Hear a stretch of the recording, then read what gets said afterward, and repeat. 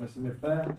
Moi, c'est la place ce matin pour partager avec vous la parole du Seigneur. J'ai l'habitude de dire ça, que une réunion, c'est un partage. On est là pour partager ensemble ce que Dieu a mis sur mon cœur et ce que Dieu a pour chacun d'entre nous. Ce matin, on va tous recevoir un petit morceau de pain de la parole de Dieu. Amen. La parole de Dieu, c'est un grand pain. Et ce matin, on a tous besoin de recevoir un petit morceau de cette parole du Seigneur. On ne va peut-être pas retenir toute la prédication, tout le message. Je ne sais pas, des fois, on sort de la réunion, sur quoi il a prêché le frère. On ne sait même plus. On ne sait pas. Même nous, des fois, qu'est-ce qu'il a prêché? On réfléchit un petit peu avant. Et vous savez, des fois, il y a dans toute la prédication, une demi-heure, 40 minutes, je ne sais pas, il y a certains frères qui prêchent une heure et demie, on ne peut pas tout retenir. Mais un mot, une parole, un petit morceau pour moi ce matin. Un petit morceau de pain. Un mot, une parole qui a touché mon cœur. Et bien, c'est ce mot-là que j'avais besoin. C'est cette parole-là que j'avais besoin. Et bien, ce matin, frères et sœurs, ne passons pas à côté, ne passez pas à côté. Ce qu'il faut, le plus important, si je veux recevoir le mot de Dieu, il n'y a pas de secret. Il faut être attentif, il faut être à l'écoute. Et c'est comme ça que je ne passe pas à côté. On le dit souvent, nous les prédicateurs, on le dit souvent à l'église, si vous avez pensé au dehors, si vous avez pensé à ce que vous allez faire cet après-midi, eh bien vous allez passer à côté de la réunion. Passez pas à côté de la réunion ce matin, soyez dans la réunion. Soyez ce matin, le Seigneur est présent, il est là au milieu de nous.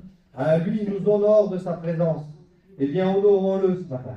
Que Dieu soit béni, honorons-le ce matin. Eh bien, ça a été fait à travers les chants. On va l'honorer, eh bien, ce matin aussi en étant attentif. On va l'honorer, eh bien, en le priant ce matin. On est venu lui rendre un culte qui lui soit agréable.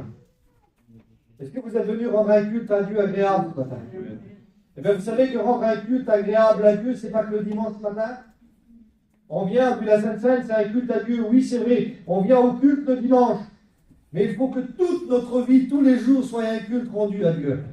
Pas simplement que le dimanche. Le mot culte, ça veut dire honorer. Ça veut dire, eh bien, honorer quelqu'un, l'adorer, l'honorer. Eh bien, toute ma vie doit tous les jours honorer Dieu. Il ne faut pas que ma vie déshonore Dieu.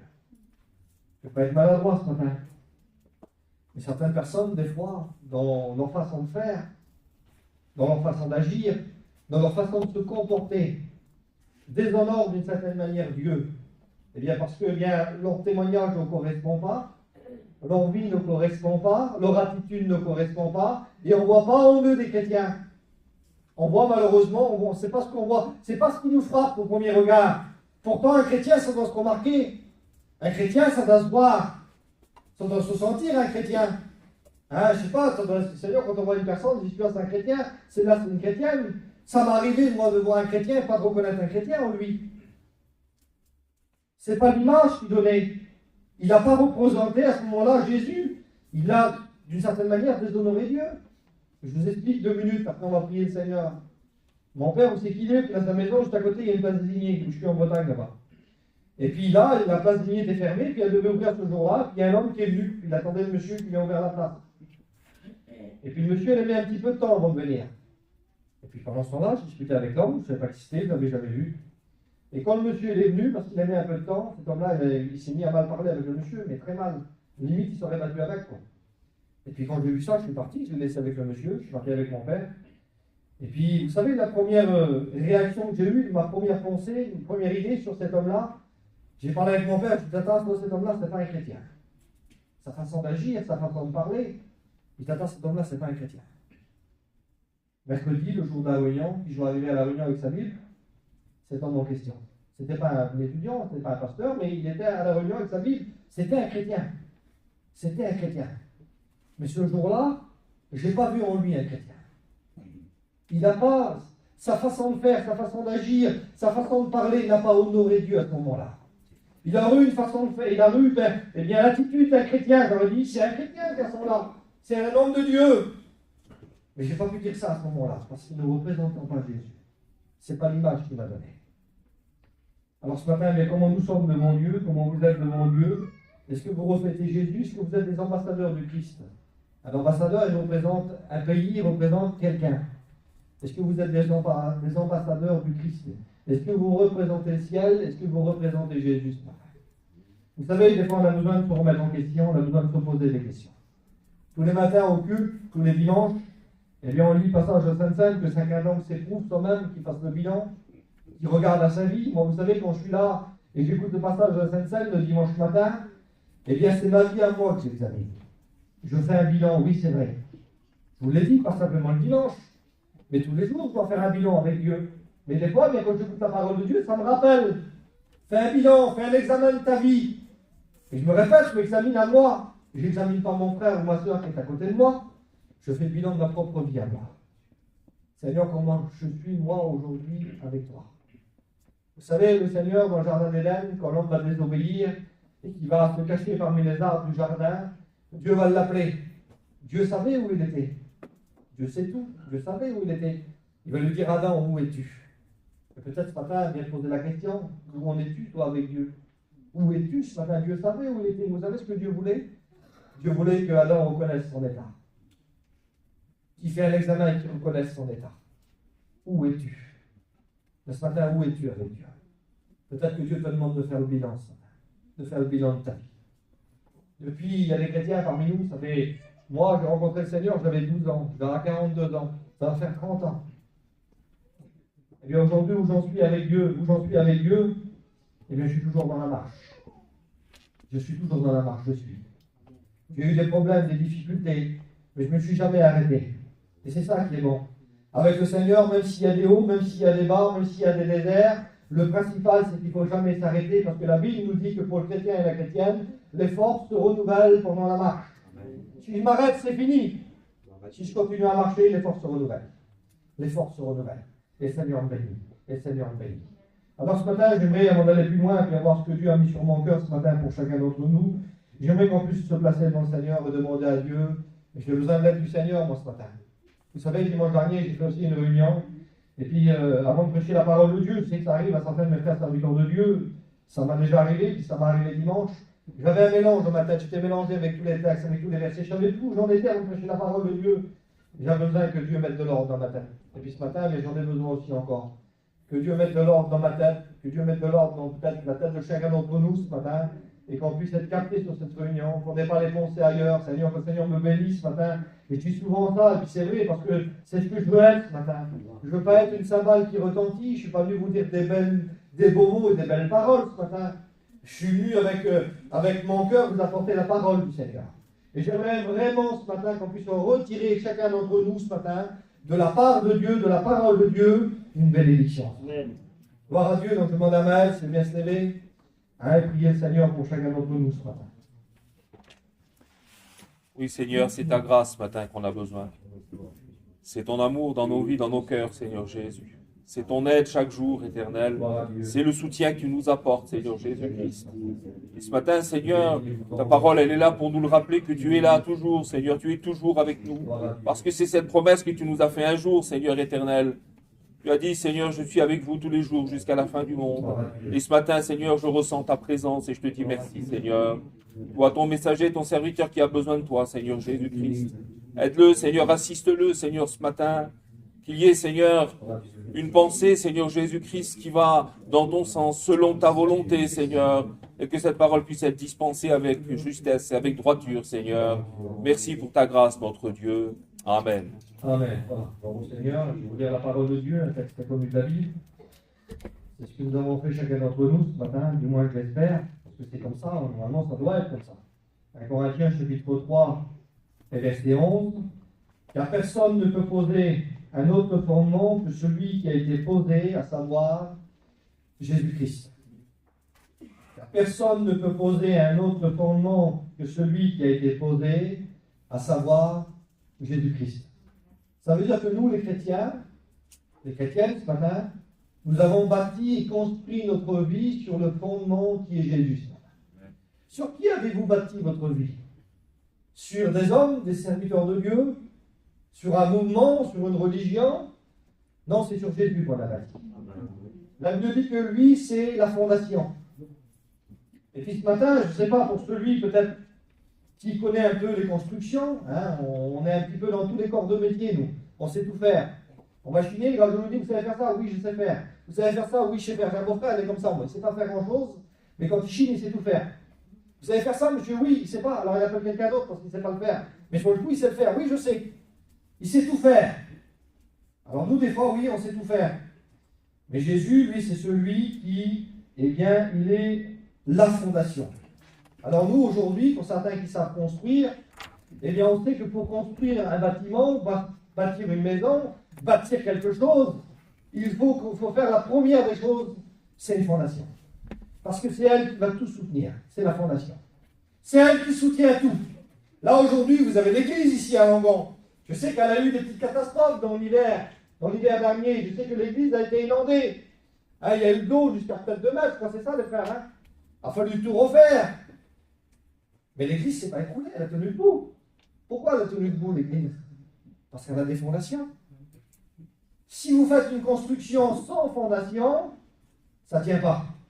Ça ne peut pas tenir. À un moment donné, ça va tenir un moment, mais à un moment donné, ça va finir par s'écrouler, ça ne tiendra pas. Et un chrétien qui n'a pas bâti, qui n'a pas construit sa vie sur Jésus, il ne peut pas rester debout. Souvenez-vous la parabole des 2 constructeurs dans la parole de Dieu. Celui qui a construit eh bien, sur le sable. Celui qui a bâti sur le sable, c'est le monde. Ça, c'est les gens du monde. Ça veut dire que la pluie, la tempête vient, puis la maison ne tient pas. Moi, vous allez en Bretagne, il y a en Bretagne ce qu'on appelle des blocos, hein, des choses que c'était des gros blocs de béton que les Allemands ou les Français avaient construits pour se défendre. Mais ils sont construits sur des plages, sur le sable. Ça fait des centaines de tonnes. Vous allez les voir aujourd'hui, ils sont complètement renversés. Pourtant, des centaines de tonnes complètement renversées, complètement bouleversées, parce qu'ils ont été bâtis sur du sable. La parole de Dieu dit qu'un chrétien, c'est celui qui bâtit sur le roc. Et le roc, c'est Jésus. Amen. La Bible dit que la tempête, elle vient. Il y a la tempête, il y a les épreuves de la vie, mais celui-là, la maison, elle reste debout. Parce qu'elle a une fondation, parce qu'elle est bâtie sur quelque chose de solide. Alors, l'autre jour, j'ai un de mes cousins, vous savez, c'est tout faire, ça tout faire. Il a bâti un mur. Il a bâti un mur, et dans la fondation du mur, pour celui qui sait bâtir un mur, il faut mettre de la ferraille dans la fondation d'un mur, pour que ça soit solide. Parce que plus vous allez faire la fondation solide, plus le mur sera solide. Mais eux, ce qu'ils ont fait, ils ont mis du bois dans la fondation. Et le bois, dans le béton, ça pourrit, ça ne tient pas. Alors le mur, il a tenu un temps, il a tenu un moment, et au bout d'un temps, il a tombé. Et après, c'est passé bien tribunal, il fallait rembourser les messieurs, tout, voilà. Mais le mur, il n'a pas tenu parce qu'ils n'ont pas fait comme il le fallait. Alors aujourd'hui, comment vous bâtissez, comment vous construisez votre vie? La Bible dit ici qu'il y a un seul fondement qui a été posé, c'est Jésus-Christ. Mais juste un petit peu plus haut, il y a un autre verset. Là, j'ai devancé un peu les choses. Juste un petit peu plus haut, il y a un autre verset. Je vous ai lu bien 1 Corinthiens chapitre 3, verset 11. Je vais vous lire maintenant 1 Corinthiens chapitre 3 et la fin du verset 10. Et voilà ce qui est écrit. C'est écrit que le fondement, c'est Jésus, mais voilà ce qui est écrit. Mais que chacun prenne garde dans la manière dont il bâtit dessus.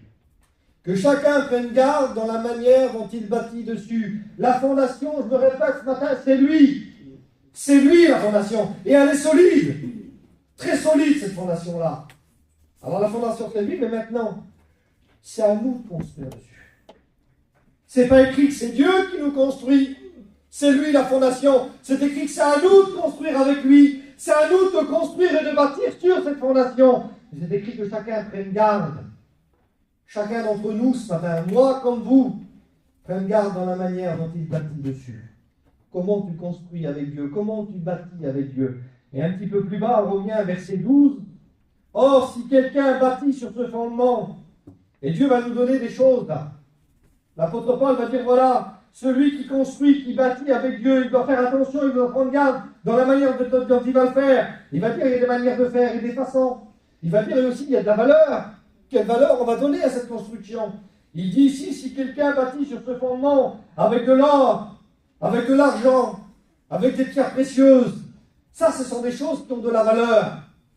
Il va dire aussi, il y en a aussi qui construisent bien avec du bois, avec du foin, avec de la chaume, ça a moins de valeur, ça.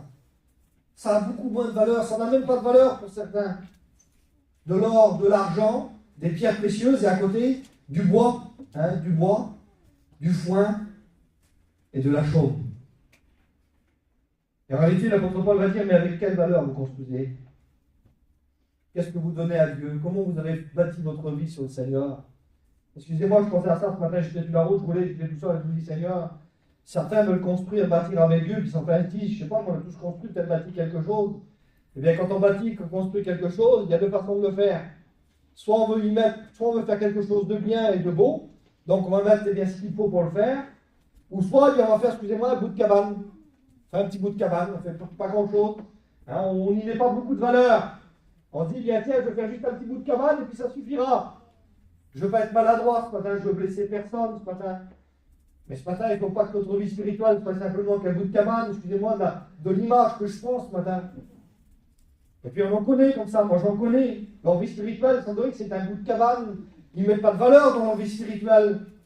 Ils mettent plus de valeur dans les choses de la vie que dans la vie spirituelle. Vous savez, eh bien, je pensais à ça tout de suite sur ma chaise. J'ai médité la parole de Dieu hier, mais ce matin, je m'ai amené cette pensée-là. Là. David a voulu donner ce qu'il y a de meilleur pour la maison de Dieu. Vous savez qu'au départ, eh bien, quand le peuple d'Israël est parti dans le désert, il y avait ce qu'on appelle la tente d'assignation.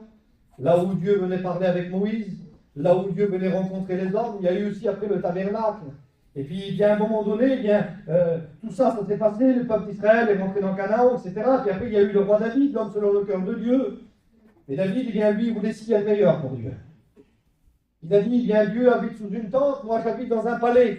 Il avait un palais, c'était un roi, c'était normal. Il dit, moi je suis sous un palais, mais Dieu vit sous une tente. Il y avait une tente qui était là, il y avait l'arche de l'Alliance. L'arche de l'Alliance, c'est l'image de Jésus tout entière. Et tout le monde va dire, bien Dieu, il est là, lui, il habite là, puis moi, j'habite dans un grand palais. Il dit, je vais faire une maison pour l'Éternel, je vais lui faire un temple. Quelque chose de beau, quelque chose de grand. Il a voulu donner de la valeur aux choses de Dieu. Il a voulu donner de la valeur, eh bien, ce qui appartient à Dieu.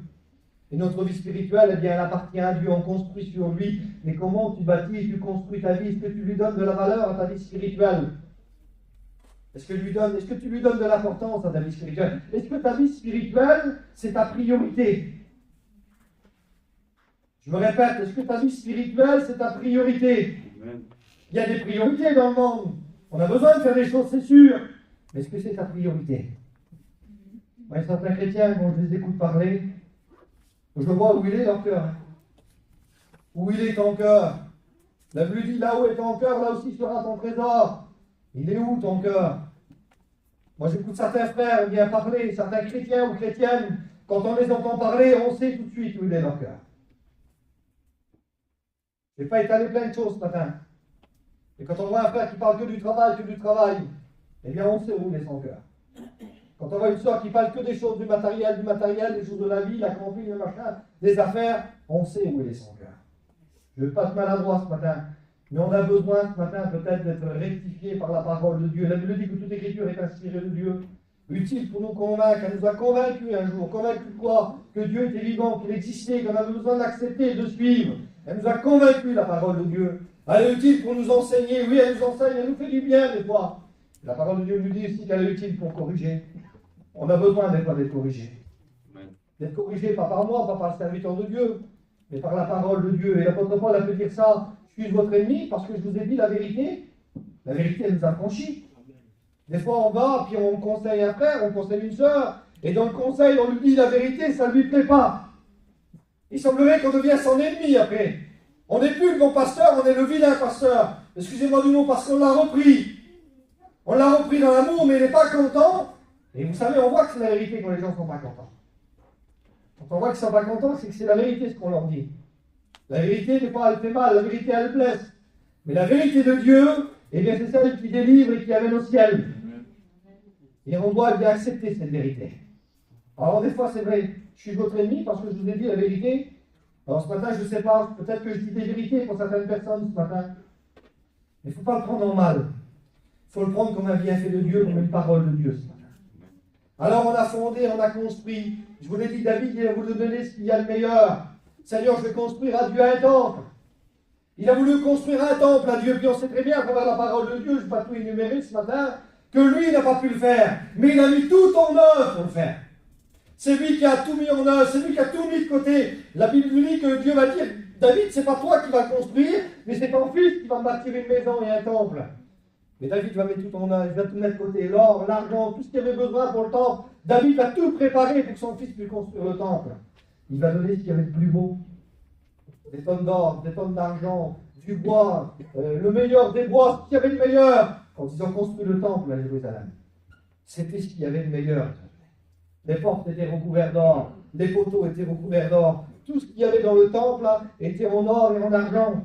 Ils ont mis de la valeur dans les choses de Dieu. Alors ce matin, je ne parle pas d'argent avec vous ce matin. Je ne vais pas vous dire qu'il faut donner de l'argent pour les choses de Dieu. Je parle de la vie spirituelle. Je parle plus spirituel ce matin. Est-ce que là où est ton cœur, est-ce que là est ton trésor, est-ce que ton cœur à toi il est dans ta vie spirituelle? Est-ce que ton cœur à toi il est dans le ciel, il est avec Jésus ce matin? Où il est ton cœur à toi? Où sont tes préférences? Où sont tes priorités ce matin? Est-ce que ta priorité c'est de réussir dans la vie, bâtir, construire, remplir le compte en banque? Est-ce que ta priorité c'est d'avoir une plus belle campine, un plus beau camion, une plus belle maison? Ou alors est-ce que ta priorité c'est le ciel? Ne vous inquiétez pas, hein. La Bible dit que tout nous sera donné par-dessus ça. Recherche premièrement, c'est écrit dans la parole de Dieu, j'invente rien ce matin. Recherche premièrement, quoi? Le royaume de Dieu et sa justice, et tout nous sera donné par-dessus. Tout le reste. Alors Seigneur, où sont nos priorités? Comment tu construis ce matin? La Bible dit ici là, que tout sera éprouvé par le feu. Et c'est pour ça qu'il donne ces deux conditions, parce que quand on lit la parole de Dieu, là, il y en a qui bâtissent avec de l'or, de l'argent, des pierres précieuses. Et vous savez, quand on passe de l'or, ou de l'argent, ou des pierres précieuses par le feu, ça c'est des épreuves de la vie. Mais qu'est-ce qui se passe? Est-ce qu'il n'en reste plus rien? Non, c'est épuré, c'est-à-dire qu'ils deviennent encore plus purs. Ils prennent encore plus de valeur. Mais au contraire, le bois, le foin ou la chaume, quand ils passent par le feu, il n'en reste plus rien. S'il n'en reste plus rien du tout, alors comment tu construis toi? Quelle valeur tu donnes? Est-ce que ta vie spirituelle elle est comme de l'or, de l'argent ou des pierres précieuses? Alors excusez-moi, comme je l'ai dit tout à l'heure, est-ce que ta vie spirituelle c'est simplement une petite cabane? Alors voilà, je suis ma petite vie comme ça, et puis voilà. Je suis ma petite vie à côté, ma vie comme ça, je viens en réunion, je viens à la réunion, je donne un petit mot de témoignage, je chante un cantique, ou des fois, certains ne le font même pas, mais je viens à la réunion, je fais l'effort, je viens à la réunion. C'est bien de faire l'effort, c'est bien de venir à la réunion, mais c'est plus que ça la vie chrétienne. C'est plus que ça d'être un chrétien et une chrétienne. C'est vraiment vivre avec Dieu. Le vrai chrétien, on le voit où? C'est pas à la réunion qu'on voit le vrai chrétien, c'est au dehors qu'on voit le vrai chrétien. C'est au dehors qu'on le voit. C'est là qu'on voit si c'est un chrétien ou une chrétienne. Un jour, je vous ai expliqué tout à l'heure, vous savez, cet homme-là, en qui je n'ai pas vu un chrétien en lui. Un jour, un homme, un copain, il a son chevronnais, il est rentré dans un McDonald's avec sa femme, il était en train de manger. Il a vu des jeunes filles rentrer. Il a dit à sa femme, toi, les jeunes filles, c'est des chrétiennes. Elle a dit, ah, t'es fou, tu vois toujours tout, toi. Il s'est levé, il a été trouvé. Elle a dit, excusez-moi, vous êtes des chrétiens? Ils ont dit, oui, on est des chrétiens. Leur façon de s'habiller, leur façon de faire, il a vu en eux que c'était des chrétiens. Ils reflétaient quelque chose. Est-ce que tu reflètes le Seigneur? Comment tu construis, comment tu bâtis ta vie? Il y a un seul fondement qui a été posé, Jésus-Christ. Et l'apôtre Paul va dire, eh bien, que chacun d'entre nous fasse attention à comment il construit et comment il bâtit avec Dieu. Vous savez, il ne faut pas construire de travers. Et c'est pour ça que la parole de Dieu, des fois, elle nous corrige et elle nous reprend. C'est pour ça que des fois, les serviteurs de Dieu viennent vers vous et qu'ils vous disent, des fois ça vexe, des fois ça ne plaît pas, des fois on n'est pas content, et qu'ils vous disent, mon frère, ma soeur, tu ne devrais pas faire comme ça. Tu ne devrais pas t'habiller de telle manière, tu ne devrais pas dire ça, tu ne devrais pas faire comme ça. Pas pour votre mal, pas pour vous faire du mal, mais pour votre bien. Pour que vous puissiez conduire, eh bien, construire votre vie droit avec Dieu. Vous savez, si on n'est pas conseillé, un jeune apprenti, quand il va commencer, je ne sais pas, dans la maçonnerie, il va commencer à bâtir et à construire des murs. Eh bien, au départ, il ne va pas le faire comme il le faut, peut-être. Il va construire un petit peu de travers. Il ne va pas être de niveau. Et s'il vient celui qui est là, le maître d'œuvre, s'il vient et qu'il lui dit, eh bien, c'est bien ce que tu fais, continue comme ça. C'est de travers, c'est pas droit. Mais il vient, puis un petit peu on le fait attendre, bien, parce qu'il ne veut pas le vexer, parce qu'il ne veut pas lui faire du mal. Il lui dit, bah, c'est bien, continue comme ça. Mais qu'est-ce qu'il va faire cet homme-là, ce garçon-là? Ben, toute sa vie, il va construire tordu. Il ne va pas construire droit, toute sa vie, il ne va pas construire droit. Mais si au contraire, le maître d'œuvre, il vient et qu'il lui dit, même si au départ, ça lui fait du mal, même si au départ, il n'est pas content, ça ne va pas ce que tu fais, c'est pas droit, c'est pas comme ça. Il faut que tu fasses comme ça et comme ça. Et il va l'apprendre à construire droit. Et une fois qu'il aura été appris, qu'il aura accepté, eh bien, ce que le maître d'œuvre lui dit, et qu'il aura compris, et qu'il aura commencé à construire droit, eh bien, toute sa vie, il construira droit. Mais il faut qu'il accepte la réprimande. Il faut qu'il accepte le conseil. Et ce matin, moi, je ne suis pas venu avec des réprimandes, mais avec le conseil de la parole de Dieu. Et Dieu veut vous conseiller ce matin, frères et sœurs. On doit construire droit avec lui. Pas de travers, mais droit. Vous savez, des fois, on permet certaines légèretés dans la vie chrétienne, dans la vie spirituelle. Et puis je ne veux pas être maladroit ce matin, parce que, et j'espère pas qu'il y en a parmi nous ce matin. Il y en a, c'est vraiment des tordus, excusez-moi de l'expression. Ils sont tordus, ils ne sont pas droits. On les voit marcher, on les voit vivre, ils ne sont pas droits, ils sont tordus. Et puis malheureusement, bien, on essaye, nous. On essaye d'aller les voir, de les conseiller, de leur parler, mais voilà. Ils ne veulent pas. Ils ne veulent pas écouter les conseils. Ils ne veulent pas essayer de rectifier. Des fois, on construit, on voit que c'est pas droit, bien, on essaye de rectifier. Hein, je ne sais pas, moi, on construit des murs. Un jour, j'ai construit un mur. Et bien, quand je posais des parpaings, j'ai vu que des fois, il y en avait un qui n'était pas droit, ça n'allait pas. Qu'est-ce que je faisais? Je le laissais comme ça. J'aurais pu le laisser comme ça. Mais pour que ça soit droit, pour que le monsieur, pour que le travail soit bien fait, pour que ça soit droit, eh bien, j'ai relevé le parpaing, j'ai fait ce qu'il fallait pour que le parpaing soit droit. Et bien, des fois, mais si on se rend compte que ça ne va pas, des fois, on se rend compte que ça ne va pas. Je ne sais pas, moi, que ça dépris, il ne vous parle pas. On se rend compte des fois que ça ne va pas. Mais si je me rends compte que ça ne va pas, Seigneur, bien, je rectifie, je change, je me mets droit. Alors oui, David a voulu donner ce qu'il y a de meilleur, il a construit avec Dieu. N'oublions pas que notre vie spirituelle, qu'est-ce que nous sommes, nous, aujourd'hui? Je pensais à ça tout à l'heure, le temple à Jérusalem n'existe plus. Ça a été pourtant le plus beau, le plus grand. Il y avait de la valeur. C'est écrit que quand on... c'est pas décrit, mais selon certains historiens, quand on regardait le temple de loin, tellement qu'il brillait, eh bien, parce qu'il était tout fait en pierre blanche, il nous donnait mal aux yeux tellement qu'il brillait. C'était extraordinaire, le temple à Jérusalem. Ils n'avaient pas construit n'importe comment, puis avec n'importe quoi. Ils avaient mis de la valeur. Et je pensais à ça tout à l'heure, le temple à Jérusalem n'existe plus. Il n'y a plus de temple à Jérusalem. Aujourd'hui, c'est qui l'édifice de Dieu et la maison de Dieu? C'est nous aujourd'hui. C'est nous.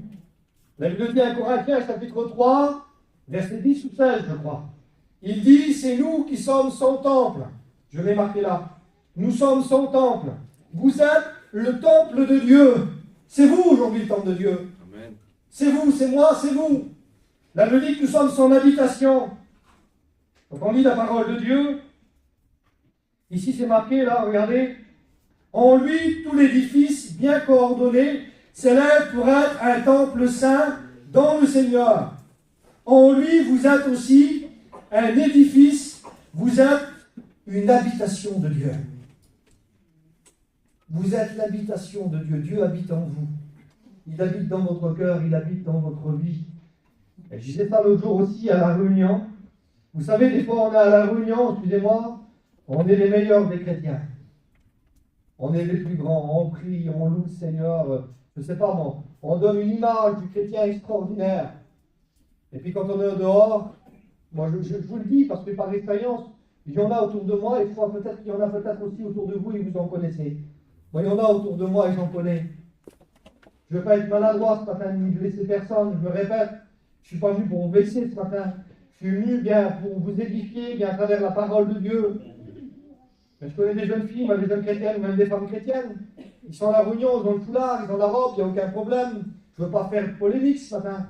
Mais au dehors, eh bien, ils vivent en jean. Toute la semaine. Mais c'est normal. À la réunion, il faut vivre avec une robe. Mais dehors, je peux vivre avec un jean, c'est pas grave. Et je disais ça l'autre jour à la réunion, mais au dehors, on n'est pas le temple du Saint-Esprit. Au dehors, Dieu n'habite pas en nous. Il habite en nous qu'à la réunion, il n'y a qu'à la réunion qu'on est le temple de Dieu. Au dehors, je ne le suis plus. Non, je suis constamment le temple de Dieu. Il habite en moi. Alors Seigneur, eh bien, je dois respecter ça. Je dois être à la hauteur, Seigneur. S'il y a des choses qui ne vont pas, je rectifie. Excusez-moi, j'enlève le parfum, je le remets. S'il faut que j'enlève 10 fois, je le remette, je vais le faire, parce que je veux que ça soit droit. Je veux bâtir et construire droit. Que chacun d'entre nous prenne garde dans la manière dont il bâtit dessus. Restons, on ne doit pas être léger. Un jour, le Seigneur il va dire, dans la parole de Dieu, il va parler à un homme en écrivant bien quelques mots sur un mur. Dieu parle tantôt d'une manière, tantôt d'une autre. Ça nous dit faire attention et d'y prendre garde. Il va écrire sur un mur à un roi et puis il va lui dire, voilà, tu as été pesé dans la balance, tu as été trouvé léger. Il ne faut pas qu'on soit léger, frères et sœurs, dans la balance de Dieu. Il faut qu'on ait du poids. Être léger, c'est quoi? C'est se permettre certaines choses. Parce qu'aujourd'hui, on se permet plein de choses. On se permet des choses. Et des fois, dans une Seigneur, c'est pas grand-chose. C'est rien, ça. Vous savez, il y a un mot que je déteste par-dessus tout. Et je vais vous le dire ce matin. C'est les chrétiens qui nous disent, oui, mais c'est pas grave. Tout le monde le fait. Oui, mais c'est pas grave. Excusez-moi, peut-être pour certaines sœurs. Ça, là, tout le monde le met. Ça, tout le monde le fait. Ça, tout le monde le met. Tout le monde. Mais nous, on n'est pas tout le monde. Toi, t'es pas tout le monde. Tu es un chrétien, tu es une chrétienne. Tu dois vivre avec Jésus en dignité. Tu dois représenter Jésus. Même si la chrétienne à côté de toi ne le fait pas. Même si le chrétien à côté de toi ne le fait pas. Mais toi, tu dois le faire. Parce que toi, tu dois être un exemple pour les autres. Alors ce matin, je ne sais pas comment est-ce que tu es léger, toi. On peut être léger dans plein de choses. Hein. On peut être léger dans nos affaires, quand on a travaillé. On peut être léger. Malheureusement, ça arrive. Vous savez, le jour où je vous dis une petite expérience, je ne suis pas plus que vous ce matin. Moi aussi, j'ai besoin bien de me maintenir dans les choses de Dieu. On en a tous besoin. Le jour où j'ai mis un peu de gravier sur mon terrain, il manquait du gravier à l'entrée. Et puis pour aller prendre le gravier, c'est plus facile avec un camion plateau qui vend, vous savez. Hein. Moi, j'en ai pas. J'ai plus rien, c'est plus vraiment, j'ai plus rien. Donc j'en ai pas, mais il fallait que j'en mette sur mon terrain. Donc j'ai mon beau-père à côté de chez moi, qui en a un, je lui ai demandé, il m'a prêté. Je suis allé à la carrière avec. Et puis quand je suis allé à la carrière, ils n'ont pas le droit de charger plus de 3,35. J'arrive sur le pont, 3,35 le camion. Alors, je me dis, je ne peux pas te charger. Le camion fait 3,35, c'est pas possible. Bon, ben, je dis, comment je vais faire? Bon, ben, c'est pas grave. Il me dit, viens avec une remorque, je peux te charger tant que tu veux, il n'y a pas de problème, tant que tu ne dépasses pas 3,35. Mais avec le camion-là, tu ne peux pas. Moi, ça m'embêtait, une remorque. Faut que je tout vider à la main, c'est du travail, il fallait que je fasse au moins 5-6 remorques. Comment je vais faire? Combien d'aller-retour? Et puis le monsieur, à mon moment donné, il m'arrête, il me dit, écoute, si tu veux, je te propose une solution. Cet après-midi, mon chef, il part, il n'est pas là. Je dis, d'accord, mais qu'est-ce que tu vas me proposer? Ben, écoute, si tu veux, tu reviens avec le camion, normalement, je n'ai pas le droit de te charger. Je vais me dire, c'est pas grand-chose, c'est rien. Si tu veux, bien, je te charge autant que tu veux, il n'y a pas de problème. Par contre, il faut que tu me payes en équipe, il ne faut pas que le chef soit au courant. D'accord. Vous savez ce qui s'est passé à ce moment-là? En 2 secondes. Comment le Saint-Esprit m'a parlé à mon cœur, m'a dit, fais attention. C'est un piège, ça doit faire attention. Oui, parce que le monsieur, là, je lui ai dit, tu vends le gravier pour toi, quoi. Il vendait le gravier pour lui, il volait son patron. J'aurais pu dire, mais moi, je le paye. Je ne le vole pas, je le paye. Mais oui, mais moi, je sais que lui, il vole son patron, là. Je le sais. J'aurais pu dire, mais c'est pas grave, t'as pas toute la misère, ça va être plus facile pour moi. J'ai dit, Seigneur, ben tant pis. J'ai dit, écoute, non, laisse tomber, je viens avec une remorque.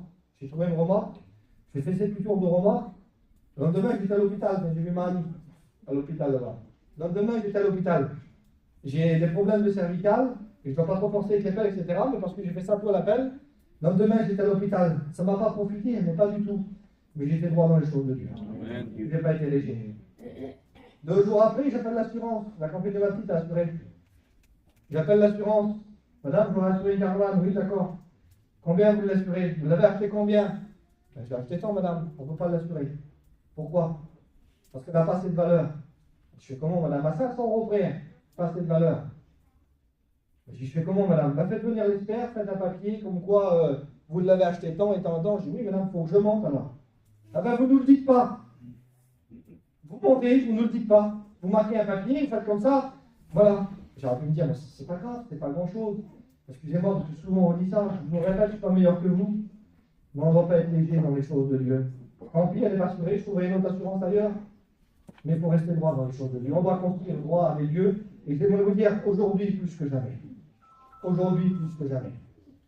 Parce que vous savez que Jésus revient. Et nous l'attendons. Nous l'attendons, et puis, excusez-moi, on ne veut pas être ce matin, la Bible dit qu'on est tous des ouvriers avec Dieu. On est tous dans l'œuvre de Dieu. Pas simplement que le serviteur de Dieu, mais les chrétiens et les chrétiennes, on est tous dans l'œuvre de Dieu, où eh bien, on est là pour témoigner, représenter Jésus. Alors que nous ne soyons pas des ouvriers qui ont à rougir, la parole de Dieu nous dit. Non, mais des bons ouvriers fidèles, à qui le maître va dire, eh bien voilà, une récompense t'est donnée parce que tu as été fidèle jusqu'au bout. Alors soyons fidèles ce matin. Que chacun prenne garde dans la manière dont il construit. Avec quoi tu construis, quelle valeur tu donnes à ta vie spirituelle. Est-ce que ça passe avant tout? Est-ce que ça passe avant tes affaires? Est-ce que ça passe avant ton travail? Je me répète, on va dire, mais ils reviennent toujours sur les mêmes choses, les serviteurs de Dieu, mais c'est vrai, parce qu'aujourd'hui, il y a nous qui se déplacent dans des églises, nous qui vont, je ne sais pas, on se déplace dans les missions, peut-être pas tout le monde, mais nous, les serviteurs de Dieu, on a l'occasion d'aller, eh bien, on visite des églises, etc.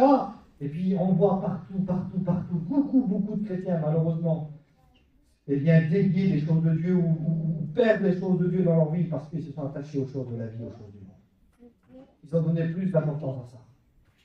À leur travail, à leur vie spirituelle, ils ont donné plus d'importance à leur vie matérielle, ils ont donné plus d'importance à ça qu'aux choses de Dieu, qu'aujourd'hui, mais ils ne sont plus dans les choses de Dieu. Ou alors ils y sont toujours, mais malheureusement, bien, c'est un petit peu de travers. Ils marchent, mais excusez-moi, ils marchent de travers. Ils ont un pied sur le trottoir et puis un pied sur la route. Eh bien, il faut qu'on ait les deux pieds sur le chemin du Seigneur. Marchons comme il le faut. Que Dieu soit béni. Vous savez, je ne vais pas aller plus loin. On va baisser nos têtes. Je vais quelques mots ce matin. Comment tu bâtis, comment tu construis avec Dieu ta vie ce matin. Nous sommes sans temple, sans habitation. Vous savez, le Seigneur Jésus, il a dit, ma maison sera appelée une maison de prière. Je ne parle pas d'église simplement ce matin. Bien sûr que l'église, c'est la maison de Dieu, puis on doit prier le Seigneur dans l'église, parce que voilà. J'aimerais dire ça aussi, parce que c'est vrai, dans nos églises aussi, il y a une chose qui se perd beaucoup, c'est la prière. Aujourd'hui, dans nos églises, il n'y a plus beaucoup de prières. Certaines églises, il y a beaucoup de prières, mais quand on va dans certaines églises, il n'y a pas de prière. J'ai vu des églises avec 200 personnes. 3 prières, 10 minutes de prière. Si on fait un petit peu le calcul, 1 minute par personne, 200 personnes, ça fait des heures de prière. Imaginez-vous. Ma maison sera appelée une maison de prière. Et je me répète, je ne parle pas simplement d'église, parce que je vous l'ai dit qui était la maison de Dieu. Parce que l'église de Dieu, ce matin, ce n'est pas le bâtiment, hein. C'est vous et moi l'église de Dieu. Nous sommes sans église, nous sommes sans temple, nous sommes sans édifice, nous sommes sa maison. Sa maison, c'est nous. L'apôtre Paul va dire, sa maison, c'est vous. Et lorsqu'il a dit ma maison sera appelée une maison de prière, il parle aussi de notre vie. C'est nous, ma vie. Moi, je suis la maison de Dieu. Alors moi, je vais être une maison de prière. Peut-être que tu n'as plus de prière aussi aujourd'hui. Comment tu construis, comment tu bâtis ta vie spirituelle, le fondement, les forces solides, quelque chose de solide. Je vous dis, quand on fait un fondement, quand on bâtit quelque chose, il faut que ça soit fait solide. Il faut qu'on mette des choses solides dedans à l'intérieur. Pas du bois, de la ferraille, des choses solides. Est-ce que tu mets des choses solides dans ta vie spirituelle? Avec toi tu construis, avec toi tu bâtis ce matin. Alors j'aimerais qu'on baisse la tête, qu'on prie le Seigneur ce matin, qu'on se passe devant Dieu. Je relis le texte pour finir ce matin, on a nos têtes baissées. Verset 9, je lis avec vous, car nous sommes ouvriers avec Dieu, vous êtes le champ de Dieu, l'édifice de Dieu, selon la grâce de Dieu qui m'a été donné, l'apôtre Paul va dire, j'ai posé un fondement comme un sage architecte, et un autre a bâti dessus, il va dire, mais que chacun prenne garde dans la manière dont il bâtit dessus. Faisons attention ce matin, frères et sœurs. Vous savez, des fois on se dit, mais je voudrais que mes enfants se convertissent, je voudrais que mon mari se convertisse, je voudrais que ma compagne se convertisse, ma famille autour de moi. Mais je ne sais pas si le mot est exact, parce qu'on n'est pas une image quand on est chrétien, mais je veux dire comme ça. Mais quelle image tu leur donnes? Est-ce que tu donnes cette image d'un vrai chrétien, d'une vraie chrétienne? Est-ce que tu reflètes dans ton foyer, pour tes enfants, pour ton mari, pour ta compagne? Vous savez, vous allez pouvoir prier pendant des années et des années. Si vous n'êtes pas un exemple, jamais ils se convertiront.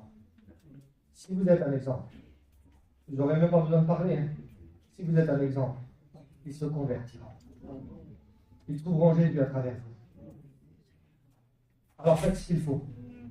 Faites ce qu'il faut pour votre vie spirituelle. Et si vous faites ce qu'il faut pour votre vie spirituelle, alors vous bénirez les autres autour de vous. Alors ce matin, faites attention. Une mise en garde, un avertissement, une bénédiction de Dieu ce matin. Que chacun prenne garde dans la manière dont il bâtit dessus.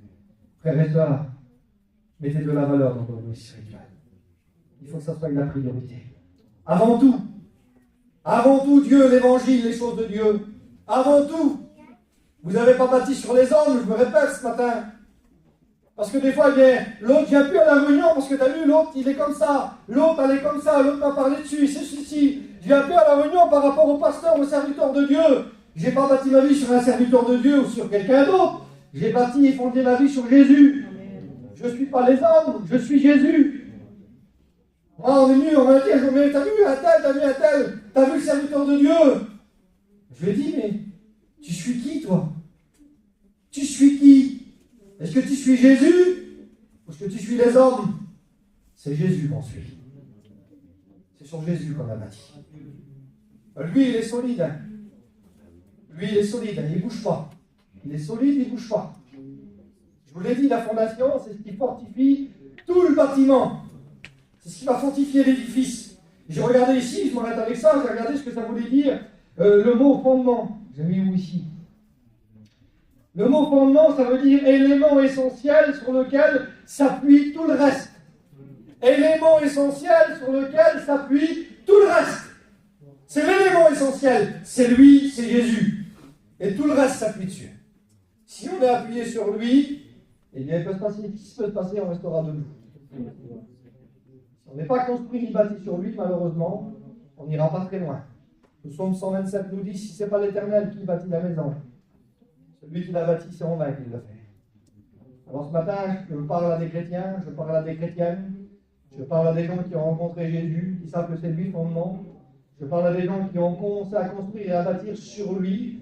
Mais maintenant, eh bien, ce qui nous est rappelé ce matin, c'est de la manière dont on le fait. Comment tu le fais ce matin? Est-ce que tu le fais avec respect, avec fidélité? Est-ce que tu n'es pas léger ce matin? Est-ce que tu lui donnes de la valeur? Est-ce que ça passe avant tout ta vie spirituelle? Est-ce que tu lui mets de la valeur? Est-ce que c'est avec de l'or, de l'argent, des pierres précieuses? Comme David disait, je veux donner ce qu'il y a de meilleur pour Dieu et il l'a fait. Est-ce que tu donnes ce qu'il y a de meilleur pour Dieu? Est-ce que tu donnes ce qu'il y a de meilleur pour Dieu? Vous savez, on est capable de donner pour les choses de la vie. Et donner largement même. Et des fois pour Dieu, on ne donne pas grand-chose. Ou très peu. Mais ce matin, on a besoin de prendre des décisions, de faire des choix. Parce que c'est ça la parole de Dieu. C'est pas simplement se borner à l'écouter. Hein. C'est faire des choix et prendre des décisions quand je l'ai écouté. Vous savez, moi ce matin, je vous ai apporté la parole de Dieu. Mais ce matin, vous, qu'est-ce que vous allez en faire de la parole de Dieu? C'est ça. C'est ça le but de la réunion. Je ferme la Bible, c'est ça le final ce matin. Vous avez reçu la parole de Dieu, Dieu vous a parlé ce matin. Dieu a fait sa part, il a mis un mot sur mon cœur, j'ai fait ma part. Je suis venu vous apporter la parole de Dieu, je me suis mis à part ce matin, moi. J'ai fait ma part, Dieu a fait sa part. La vôtre ce matin, c'est de la mettre en pratique. Je vous l'ai apporté, mais qu'est-ce que vous allez en faire ce matin de la parole? Est-ce que vous allez sortir être des auditeurs oublieux? Ou alors, est-ce que comme la parole de Dieu nous dit ce matin, vous allez vous remettre en question? Faire un bilan de votre vie ce matin et réaliser, Seigneur, mais comment caler ma vie spirituelle à moi? Je sais, Seigneur, que je suis bâti sur toi, parce que depuis toutes ces années, je suis toujours là, autrement je serais tombé. Je ne serais plus là autrement, Seigneur. Si je suis là, c'est que j'ai bâti et fondé ma vie sur toi. C'est que je suis là. Vous savez, ce matin, je ne parle pas des gens qui sont partis de la maison de Dieu. Hein. Je me répète, je parle des chrétiens et des chrétiennes qui ont bâti leur vie sur Jésus. Seigneur, j'ai bâti ma vie sur toi ce matin, mais comment caler, Seigneur? Depuis toutes ces années-là, quelle valeur je lui ai donnée? Est-ce que ça a été la priorité? Est-ce que c'est passé en second, Seigneur? Si ça a passé en second, si ça n'a pas été la priorité, Seigneur, eh bien, je veux mettre tout à l'avant, Seigneur. Je veux que ça soit le premier dans ma vie. Je veux que tu sois le premier, Seigneur. Et si, Seigneur, eh bien, je bâtis peut-être avec de la chaume, avec du foin. Peut-être que ici, j'ai construit une petite cabane, Seigneur. Mais Seigneur, ce que Dieu veut, ce n'est pas une cabane. Dieu ne veut pas que votre vie spirituelle soit une cabane ce matin. Une simple tente. Dieu veut que votre vie spirituelle soit un temple. Un édifice solide ce matin. Alors on prie le Seigneur ensemble. Seigneur, merci pour ta grâce, tes bienfaits. Merci parce que tu m'as permis ce matin d'apporter ces quelques mots de ta parole.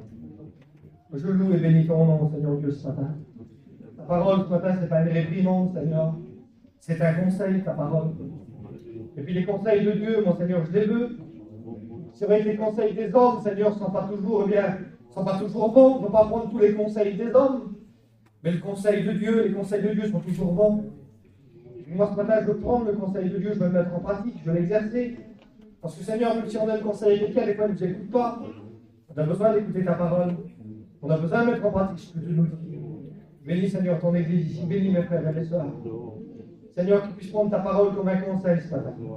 Qu'ils puissent l'accepter, la prendre en considération et prendre des décisions, Seigneur Dieu, ce matin. Tu dois être le premier. Notre vie spirituelle doit être notre trésor, Seigneur. Là où ton trésor, là aussi sera ton cœur. Il faut que notre vie spirituelle soit notre trésor, Seigneur Dieu, ce matin. Alors, Seigneur, je te loue, je te rends grâce et gloire, Seigneur. Ce matin, tu n'es pas venu juger mes frères et mes sœurs par ta parole. Je me répète, tu es venu simplement les conseiller parce que ce que tu veux, Seigneur. Parce que, Seigneur, c'est toi le maître d'œuvre. Ce que tu veux, Seigneur, comme maître d'œuvre, c'est qu'ils bâtissent droit. Afin que ce qu'ils ont construit avec toi et sur toi soit solide, Seigneur Dieu, mon roi. Parce que des tempêtes, il y en a, des obstacles, il y en a, des tempêtes, des difficultés, il y en a. La pluie tombe sur le juste comme sur l'injuste. Seigneur, quand on est fondé et bâti sur toi, bien on reste debout. Je te loue, Seigneur. Bénis ton œuvre, bénis ton Église. Et que toi soit toute ta gloire, Seigneur, mon Sauveur. Merci pour tout, Jésus. Amen. Vous ne pouvez pas prier le Seigneur ce matin. Que Dieu soit béni.